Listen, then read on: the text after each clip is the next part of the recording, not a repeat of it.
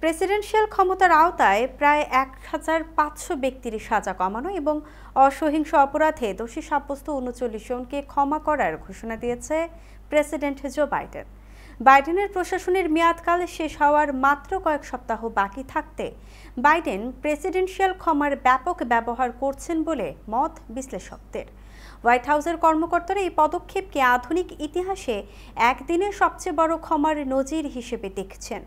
President Biden মূলত office ছাড়ার আগে বিভিন্ন অপরাধে সাজাপ্রাপ্তদের ক্ষমা মঞ্জুর করার জন্য ক্রমবর্ধমান চাপের মধ্যে আছেন।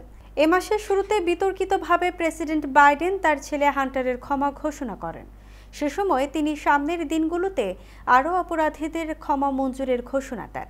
এ বিষয়ে বাইডেন এক বিবৃতিতে বলেছেন, আমেরিকার সম্ভাবনা এবং দ্বিতীয় সুযোগের প্রতিশ্রুতির উপর নির্মিত হয়েছে।